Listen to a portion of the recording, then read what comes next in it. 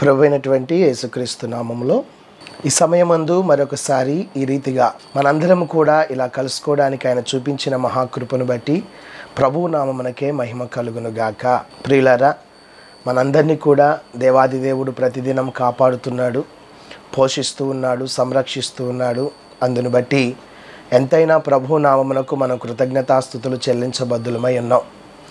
ఆయన నామానికి ఎల్లప్పుడూ స్తుతి ఘనత మహిమ ప్రభావాలు చెల్లిస్తూ ఉంటే ఆయన బిడ్డలమైనటువంటి మనలను ప్రభువారు మనల్ని కాపాడుతూ ఉంటాడు, ఆదరిస్తూ ఆశీర్వదిస్తూ బలమైనటువంటి తన హస్తబలము చేత మనందరినీ కూడా నింపుతూ తన ఉన్నతమైనటువంటి కృపలో మనందరినీ కూడా ముందుకు నడిపించడానికి తోడై ఉన్నాడు.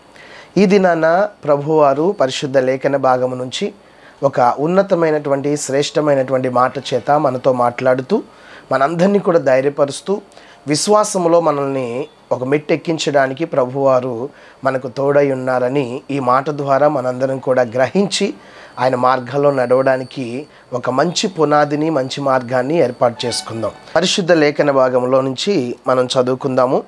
మత్తయి సువార్త 21వ అధ్యాయము 22వ వచనములు అంటున్నాడు. మత్తయి సువార్త 21వ అధ్యాయము 22వ వచనం, మరియు మీరు ప్రార్థన చేయనప్పుడు వేటిని అడుగుదురో అవి దొరికినవని నమ్మిన పక్షమున మీరు వాటన్నిటినీ పొందుదురని వారితో చెప్పెను. మహనీయుడా, పరిశుద్ధుడా, ప్రేమమూర్తి, నీకు స్తోత్రాలయ. ఈ సమయంలో కొద్ది మాటల చేత మేమందరం బలం పొందుకోవాలని ఎదురు చూస్తున్నాం. మా మాటలు మాకు ధైర్యాన్ని ఇవ్వకపోవచ్చు, కానీ నీ మాటలు మాకు శక్తిని, బలాన్ని, ధైర్యాన్ని నింపి మమ్మల్ని ముందుకు నడిపిస్తాయి నాయన. ఇది నా మాటల చేత మేము బలపరచబడి ముందుకు నడిపించబడేలాగా కృప చూపించమని యేసు నామములో అడుగుచున్నాం తండ్రి, ఆమెన్. ప్రియులారా, ఇక్కడ మన పరిశుద్ధ లేఖన భాగంలో మనం గమనించినట్లయితే మత్తయి సువార్త 21వ అధ్యాయము 22వ వచనములు అంటున్నాడు, మరియు మీరు ప్రార్థన చేయనప్పుడు వేటిని అడుగుదురో అవి దొరికినవని నమ్మిన పక్షమున మీరు వాటన్నిటినీ పొందుదురని వారితో చెప్పాను. ఇక్కడ యేసుక్రీస్తు వారు తన శిష్యులతో మాట్లాడుతున్నటువంటి శ్రేష్టమైనటువంటి మాట. యేసుక్రీస్తు వారు తన శిష్యులను బలపరచడానికి, ఇంకా పట్టుదల కలిగి ప్రార్థన చేయడానికి, విశ్వాసముతో ఏదడిగినా ఆ కార్యము సఫలము అయ్యిద్ది అని వారిని బలపరచడానికి ప్రభువారు మాట్లాడుతున్న శ్రేష్టమైన మాట. ఇక్కడ యేసుక్రీస్తు వారి శిష్యులతో ఎందుకు ఈ రీతిగా మాట్లాడుతున్నారంటే, మనము 18వ వచనం నుంచి చదువుకున్నట్లయితే 21వ అధ్యాయంలోనే, ఉదయమందు పట్టణమునకు మరలా వెళ్ళుచుండగా ఆయన ఆకలిగొనెను. అప్పుడు త్రోవ ప్రక్కన ఒంటిగా ఉన్న ఒక అంజూరపు చెట్టు చూచి దాని యొద్దకు రాగా దాని యందు ఆకులు తప్ప మరేమీ కనబడలేదు గనుక దాన్ని చూచి, ఇక మీదట ఎన్నటికి నీవు కాయకుందువుగాక అని చెప్పాను. తక్షణమే అంజూరపు చెట్టు ఎండిపోయాను. శిష్యులు అది చూచి ఆశ్చర్యపడి, అంజూరపు చెట్టు ఎంత శీఘ్రముగా ఎండిపోయినని చెప్పుకొనిరి. అందుకు యేసు, మీరు విశ్వాసము గలవారై సందేహపడకుండాని ఎడల ఈ అంజూరపు చెట్టును జరిగిన దాన్ని చేయటం మాత్రమే కాదు, ఈ కొండను చూచి నీవు ఎత్తబడి సముద్రంలో పడవేయుదుగాకని చెప్పిన ఎడల అలాగు జరుగునని నిశ్చయముగా మీతో చెప్పుచున్నాను. కనుక తండ్రి వారు వారందరికీ కూడా చెప్తూ ఉన్నారు. వీళ్ళంట మరి పట్టణమునకు సమీపిస్తున్నప్పుడు ఒక అంజూరపు చెట్టును చూశాడంట యేసుక్రీస్తు వారు. అయితే దాని యందు ఆకలి కొని దాని దగ్గరికి వెళ్తేనంట ఆకులు తప్ప ఫలాలు ఏమీ కనపడలా. అప్పుడు ప్రభువారు అంటున్నారు, ఇక మీదట ఎన్నటికీ నీవు కాపు కాయకుందువుగాక అని చెప్పారు. వీళ్ళు వెళ్ళిపోయారు. తక్షణమే ఏమైందంటే అండి, అంజూరపు చెట్టు ఎండిపోయింది. శిష్యులు చూసంటే ఆశ్చర్యపడి, అయ్యా ఎంత శీఘ్రముగా ఎండిపోయింది అని యేసుక్రీస్తు వారిని అడుగుతున్నారు. అందుకని ఆయన అంటున్నాడు, మీరు కూడా విశ్వాసము గలవారైతే సందేహపడకుండా ఈ అంజూరపు చెట్టు విషయంలోనే కాదు, కొండను చూచి వెళ్ళి సముద్రంలో పడమన్నా పడిద్ది అని వారికి విశ్వాసం గురించి, నమ్మిక గురించి హితోపదేశం చేయడం జరిగింది. దేవుని నమ్ముకున్న బిడ్డలమైనటువంటి మనకు కూడా కొన్ని సందర్భాలలో ప్రార్థిస్తూ ఉంటాం, దేవుని యొద్ద విచారణ చేస్తూ ఉంటాం, మన సమస్యలన్నీ ఆయనతో చెప్పుకుంటూ ఉంటాం. కానీ మనుషులుగా మనకి ఉండంది ఏంటయ్యా అంటే, ప్రార్థన అయితే చేస్తాము, దేవుని సముఖంలోకి అయితే వెళ్తాము, చెప్తాం, కానీ ఆ కార్యము జరిగేంత వరకు నమ్మిక ఉండదు, మనకి విశ్వాసం ఉంచలేం. మళ్ళా దేవుని సన్నిధిలో మనం ప్రార్థన చేస్తూ కూడా ఇది జరిగిద్దంటారా, ఇది జరిగిద్దంటారా, ఏమో జరిగినప్పుడు చూద్దాం అన్న ఆలోచనలు మనకు వస్తూ ఉంటాయి.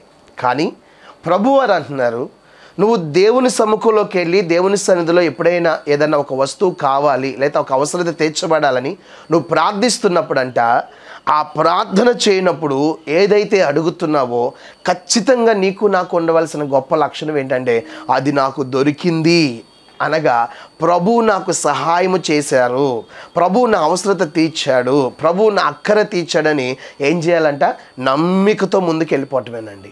ఎప్పుడైతే ఈ ప్రక్రియ మనలో కనబడుతుంటుందో దేవుని యొక్క భీకర కార్యాలు, బలమైన కార్యాలు మన పట్ల జరుగుతూ ఉంటాయి.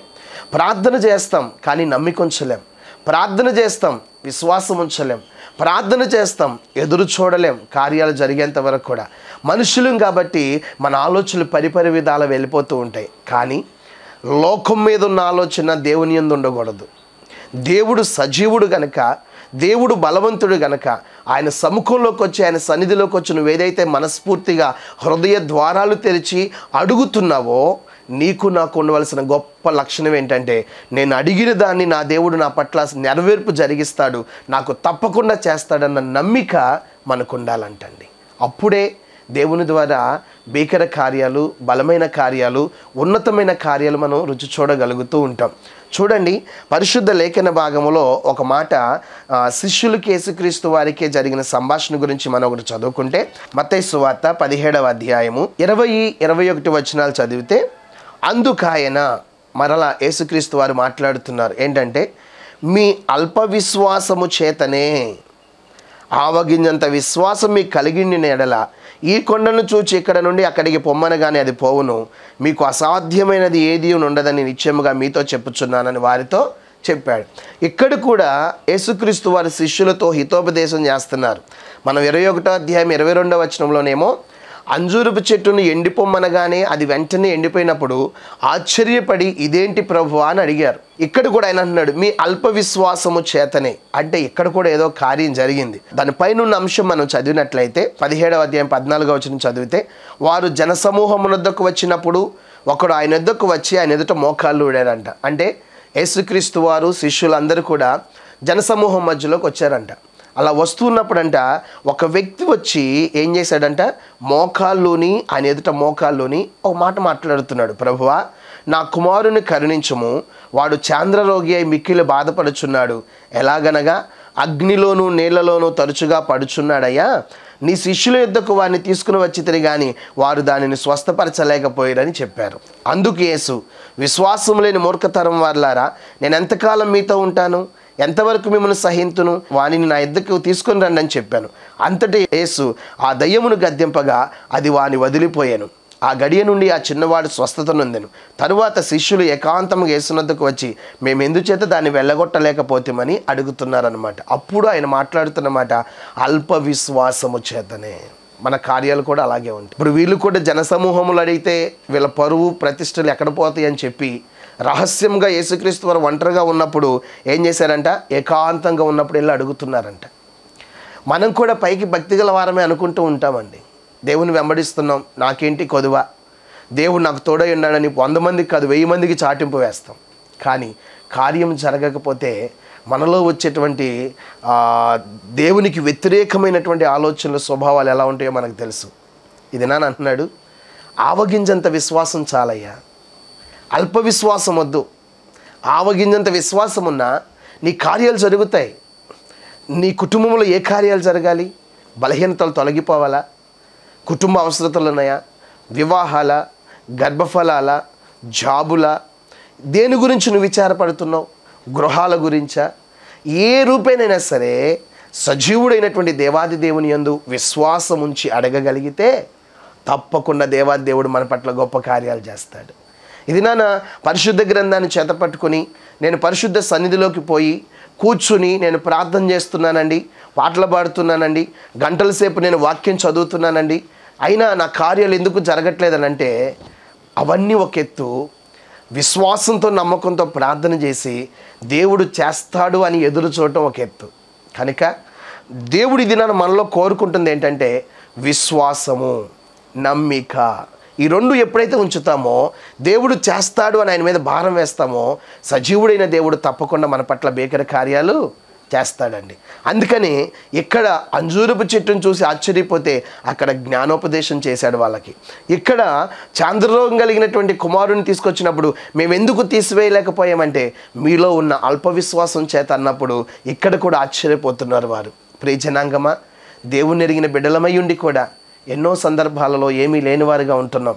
ఏ కార్యాన్ని సఫలం చేసుకోలేని వారిగా కనబడుతున్నాం. దేవుని యొద్ద కనబడుతున్నాం కానీ ఆయన దగ్గరున్న ఐశ్వర్యములు కానీ సుఖభోగాలు కానీ అనుభవించలేని నిజమైన స్థితిలో మనం కనబడుతున్నాం. ఎందుకంటారు చెప్పండి? అంటే దేవుని యందు పూర్తిగా విశ్వాసము, నమ్మిక ఉంచలేకపోవటం, దేవుని మీద ఆధారపడలేకపోవటం, దేవుని వైపు చూడలేకపోవటం. నా దేవుడు గొప్పవాడు, భీకర కార్యాలు చేస్తాడని ఆయన మీద సంపూర్ణంగా మనం ఆనుకోలేకపోవటం అండి. నిజంగా నువ్వు ప్రార్థన చేసినప్పుడు అడిగితే తప్పకుండా దేవుడు అనుగ్రహింప చేస్తాడండి. పరిశుద్ధ లేఖన భాగంలో మొదటి సమూయేలు గ్రంథములో మనం ఒక చిన్న స్టోరీని అక్కడ చూసినట్లయితే, మొదటి సమూయేలు గ్రంథము 1వ అధ్యాయంలో కొన్ని మాటలు అక్కడ మనకు కనబడతాయి. ఏంటయ్యా అంటే, ఒక వ్యక్తి ఉన్నాడు, ఆయనకి 2 భార్యలు ఉన్నారు. ఆ మొదటి దాని పేరు హన్న, రెండవ అమ్మాయి పేరు పెనిన్నా, ఈయన ఎల్కానా. కాబట్టి పెనిన్నాకు పిల్లలు ఉన్నారు కానీ ఎవరికి లేరంట, హన్నాకి పిల్లలు లేరు. మరి ఈ సమయంలో పిల్లలు కలిగిన స్త్రీ ఎలా ఉంటుంది, పిల్లలు లేని స్త్రీ ఎలా ఉంటుందో చెప్పండి. ఎన్నో అవాంతరాలు, అవరోధాలు, సమస్యలు, శ్రమలు, ఎన్నో నిందలు, అవమానాలు భరించి భరించి భరించి ఓచుకుని తట్టుకోలేకపోయింది హన్నా. ఏం చేసిందంటే, ఎవరి వల్ల కాదు, నేను నా దేవుని దగ్గరికి వెళ్తే పని అయిపోద్ది అని చెప్పి ఏం చేసిందంటే, షిలోహులో ఉన్న ప్రార్థనా మందిరానికి వచ్చి మోకరిల్లి కన్నీళ్లతో ప్రార్థన చేస్తూ ఉంది. అప్పటికే ఆ దైవ సన్నిధిలో ఏలి అనే ఒక దైవ ప్రవక్త, దేవుని యొక్క దాసుడు వృద్ధాప్యంలో ఉన్నాడు. అప్పటికీ దేవుని యొక్క వాక్కు అరుదు, తరచుగా ఈయన వృద్ధాప్యంలోకి వెళ్ళాడు కనుక చూస్తూ ఉన్నాడు. ఏమో కన్నీరు కాచటం చూస్తూ ఉన్నాడు, గమనిస్తూ ఉన్నాడు. చూసి అంటున్నాడు, అమ్మ ఎంతవరకు నువ్వు మత్తురాలు అయి ఉంటావు, ఉదయకాల సమయంలోనే తాగేసి వచ్చావా, మందిరంలో ప్రార్థన తోలుతున్నావా అని అంటే, ఆ స్త్రీ అంటది దైవ దాసుడితో, అయ్యా నేను మత్తురాలనై రాలేదు కానీ నాలో ఉన్న మనోదుఖం అంతా నేను దేవునికి విన్నవించుకుంటున్నాను. నాకు సమస్య ఉంది, ఆ సమస్య నుంచి నేను ప్రార్థన చేస్తున్నాను, చింతిస్తున్నాను, దేవునికి అప్పచెప్తున్నాను అనగానే వెంటనే ఏలీ నోట్లో నుంచి వచ్చిన మాట, ఇన్ని సంవత్సరాల నుంచి హన్నా దుఃఖముఖురాలై ఏడుస్తూ ఉందండి. కానీ అక్కడ ఆ సిచ్యువేషన్ చూసిన తర్వాత ఏలీ పరిశుద్ధాత్మ చేత నింపబడిన వాడు ఒక మాట మాట్లాడుతున్నాడు. మొదటి సమూయేలు గ్రంథం 1వ అధ్యాయం 17వ వచనంలో వీరిరువురి మధ్య జరిగిన సంభాషణ తర్వాత ఏలీ మాట్లాడుతున్నాడు. అంతటా ఏలీ, నీవు క్షేమముగా వెళ్ళుము, ఇజ్రాయేలు దేవునితో నువ్వు చేసుకున్న మనవి విని ఆయన దయచేయునని ఆమెతో చెప్పగా, ఆమె అతనితో, నీ సేవకురాలైన నేను నీ దృష్టి కృపనొందుదునుగాక అనెను. తరువాత ఆ స్త్రీ తన దారిన వెళ్ళిపోయి భోజనము చేయొచ్చు నాటి నుండి దుఃఖముఖిగా ఉండటం మానిందంటండి. ఓ మాట చెప్తాను, ఇన్ని సంవత్సరాల నుంచి ఏడ్చింది కదా, ఇన్ని సంవత్సరాల నుంచి బాధపడింది కదా, ఎప్పుడైతే దైవ సన్నిధికి వెళ్ళి ప్రార్థన చేసిందో ఏలీ మాట్లాడుతున్నాడు. ఏమనంటే, అమ్మా నీవు చేసిన మనవిని దేవుడు విన్నాడు, నీకు తప్పకుండా దయచేస్తాడు అని ఏలీ తన నోటి ద్వారా ఒక మాటను హన్నాకి వినిపించాడు. వెంటనే హన్నా అంది, అయ్యా నేను కృప పొందుకున్నానన్న నమ్మిక నాకుంది అని చెప్పి మీదటికి నీకు తప్పకుండా దేవుడు కార్యం చేస్తాడు అనగానే ఆ ఒక్క మాట పట్టుకుందండి, నమ్మిక ఉంచింది. దేవుని సన్నిధిలోంచి నాకు ఒక్క మాట వచ్చింది, బయలుపరచబడిందని చెప్పి ఆ మాట పట్టుకుని వెళ్ళిపోయిందండి. ఇంటికెళ్ళి అప్పటి నుంచి ఆహారం తీసుకుంటుందంట సమృద్ధిగా, దుఃఖముఖురాలై ఉండటం మానేసిందంట. అంటే దీని అర్థం ఏంటంటే, షిలోహులో ఉన్న మందిరానికి రాకముందు హన్నా దుఃఖముఖురాలై ఉంది, ఆహారం కూడా తీసుకోవట్లే, మనోదుఖము గలదై ఏడుస్తూ కన్నీరు గారుస్తూ ఉంది. కానీ దైవ సన్నిధిలో ప్రార్థన చేసిన తర్వాత ఎప్పుడైతే చక్కని ప్రత్యుత్తరం వచ్చిందో ఆ మాటను పట్టుకుని ఎంత నమ్మికతో ఉందంటే ఇక ఏడవటం మానేసింది, ఆధారపడటం మానేసింది, ఆహారం తీసుకోకుండా ఉండటం మానేసింది. అన్ని సంతోషంగా తన జీవితాన్ని గడపడం ప్రారంభించింది. దాని అర్థం ఏంటయ్యా అంటే, నా దేవునితో నేను మనవి చేశాను, నా దేవుడు ఆలకించి నాకు చక్కని ప్రత్యుత్తరం ఇచ్చాడు కనుక ఆ ప్రత్యుత్తరం నా దగ్గరికి వచ్చేంత వరకు నమ్మికతో నేను ఎదురు చూస్తానని హన్నా దేవుని మీద ఆధారపడిన విధానం చాలా గొప్పదండి. నిజమే దైవ సన్నిధిలోకి వచ్చి మనం ప్రార్థన చేసుకుంటున్నప్పుడు, దైవ సన్నిధిలో మనం మోకరిల్లి విన్నవించుకుంటున్నప్పుడు మనకు కూడా దేవుడు సమాధానం ఇస్తాడు. ఆ సమాధానం ఇచ్చిన మాట యందు వాక్య రూపమై, దర్శన రూపమై, ప్రవచన రూపం ఏదో ఒక రూపాయని దేవుడు నీతో నాతో మాట్లాడతాడు. ఆ మాటను బట్టి మనం ఏం చేయాలి? నమ్మిక. అందుకని ఇక్కడ అంటున్నాడు ఆయన, నమ్మికుంచితే ఏదైనా జరిగిద్ది. దేవుని యందు విశ్వాసం, నమ్మికను ఎప్పుడైతే కనపరుస్తావో భీకర కార్యముల చేత దేవుడు మన కుటుంబాలను నింపుతాడండి. విడిచిపెట్టేవాడు కాదు, ఎడబాసేవాడు కాదు. కనుక ఎప్పుడైతే మనం దేవుని యందు ప్రార్థన చేస్తున్నప్పుడు అవి దొరికినాయి అని నమ్ముతామో తప్పకుండా దేవుడు మన జీవితంలో వాటిని నిండార్లుగా కుమ్మరింప చేస్తాడు. ఇక్కడ కూడా ప్రార్థించిన వెంటనే హన్నాకి ఆ కబురు రాగానే, ఆహా, దేవుడు నా మనవి ఆలకించాడు, నా కోరిక సిద్ధింపజేస్తున్నాడు, నా దేవుడు నా పట్ల కార్యం చేయబోతున్నాడు, కనుక నేను ఇంకా సంతోషంగా ఉండాలని ఆ మాటను తీసుకుని ఇంటికి వెళ్ళిపోయిందంటండి. వెళ్ళిపోయి ఏం చేసింది? పూర్తి భారం దేవుని మీద వేసింది, నమ్మికుంచింది. మీదిటికి కుమారుడు పుట్టాడు. ఆనందంతో కుమారుని తీసుకుని వచ్చిందండి. పాలు విడిచే ప్రాయం వచ్చినప్పటికీ కుమారుని తీసుకుని మందిరంలోకి వచ్చేసి అంటుంది, అయ్యా, ఆనాడు నీ ఎదుట నేను ప్రార్థన చేసిన స్త్రీని, మీదిటికి దేవుడు కార్యం చేస్తాడు, నీ మనవి విన్నాడని చెప్పారు కదా, నేను నమ్మికతో వెళ్ళాను, విశ్వాసం ఉంచాను, నా దేవుడు నా పట్ల కార్యం జరిగించాడు, ఇదిగో కుమారుడు పుట్టాడు, నేను తీసుకున్న తీర్మానాన్ని బట్టి, ప్రతిష్ఠితను బట్టి నా కుమారుణ్ణి దైవ సన్నిధిలో అప్పగించడానికి వచ్చిందని చెప్పి హన్నా తన బిడ్డను దేవుని మందిరంలో అప్పగించడం జరిగింది. అయితే ఈ కార్యాలన్నీ ఎవరి ద్వారా జరిగినాయి అని అంటే హన్నా నోటి ద్వారానే మనం కూడా వినొచ్చు. మొదటి సమూయేలు గ్రంథంలోనే 2వ అధ్యాయము 1వ వచనం నుంచి కొన్ని మాటలు చదివితే ఇలాగూ ప్రార్థన చేస్తుంది, నా హృదయం యెహోవా యందు సంతోషించున్నది. ఆయన యందు తప్ప ఇంకెక్కడ సంతోషం కలిగిద్దండి మనకి? నమ్మిక, విశ్వాసం ఉంచితే ఎల్లప్పుడూ దేవుడు మనల్ని సంతోషంగా ఉంచుతాడు. అందుకని నా హృదయం యెహోవా యందు సంతోషిస్తుంది, యెహోవా యందు నాకు మహాబలం కలిగింది, నీ వలన రక్షణను బట్టి సంతోషిస్తున్నాను, నా విరోధుల మీద నేను అతిశయిస్తున్నాను. ఎందుకంటే నేను ఉంచిన నమ్మిక, విశ్వాసం నా నిందను తీసేసింది, నా శత్రువులను సిగ్గుపడేటట్లు చేసింది. ఇది నా తల పైకెత్తేటట్లు నా దేవుడు నన్ను చేశాడని సాక్ష్యం పలుకుతుందండి. ఆయన తప్ప పరిశుద్ధ దేవుడు ఎక్కడున్నాడు? ఆయన తప్ప దేవుడేడి? ఆయన తప్ప ఆశ్రయదుర్గమేది? కనుక ఆయనే క్రియలను పరీక్షించువాడు, అనంత జ్ఞానియగు దేవుడు అని సాక్ష్యం పలుకుతుంది. ప్రియ జనాంగమా, ఈ సమయమందు నిజంగా దేవుని బిడ్డలుగా మనం ఉన్నాం. మన కార్యాలు ఎలా ఉన్నాయి? మన కుటుంబాలు ఎలా ఉన్నాయి? మన జీవిత విధానం ఎలా ఉంది? దేవుడు తప్పకుండా మన పట్ల భీకర కార్యాలు జరిగిస్తాడు.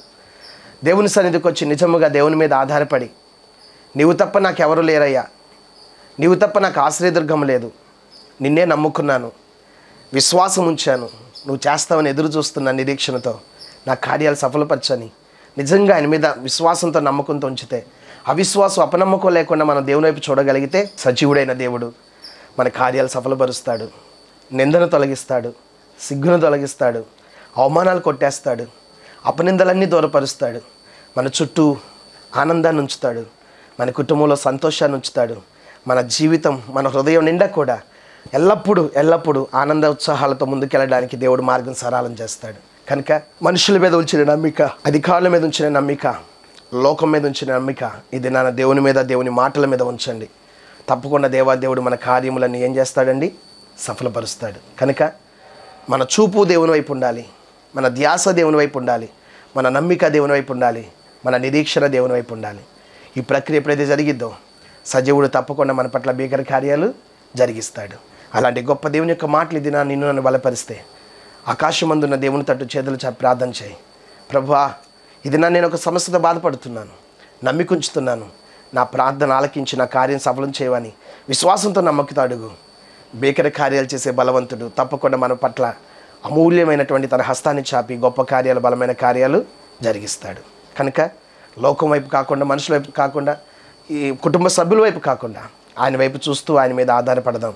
తప్పకుండా దేవాదేవుడు మనకు, మన కుటుంబాలకు నిండైన దీవుల సమృద్ధిగా అనుగ్రహింపచేసి మనందరినీ విజయపదంలో నడిపిస్తాడు. దేవుడి కొద్ది మాటలు దీవించి ఫలింపచేయను గాక. ఆమె. చిన్న ప్రార్థన చేసుకుందాం. ఆశ్చర్యకరుడు, ఆలోచనకర్త, నీకు వందనాలయ్యా. ఇది నీ మాటల చేత మాతో మాట్లాడి మమ్మల్ని బలపరిచినందుకు స్తోత్రాలు, ధైర్యపరిచినందుకు స్తోత్రాలు. విన్న మాటలను బట్టి ఎక్కడ మేము తొట్టిల్లిపోకుండా నమ్మికతో విశ్వాసంతో నీ వైపు చూసే భాగ్యాన్ని, అట్టి కృపను మాకు ఇచ్చి అనేక మందికి మేము సాక్షులుగా నిలబడ్డానికి కృప చూపించమని యేసు నామములో అడుగుచున్నాం తండ్రి, ఆమేన్. తండ్రి, కుమార, పరిశుద్ధాత్మ త్రియేక దేవుని యొక్క సన్నిధి మనకు మన కుటుంబాలకు సదాకాలం తోడై నడిపించునుగాక. ఆమేన్, ఆమేన్, ఆమేన్. అందరికీ వందనాలండి.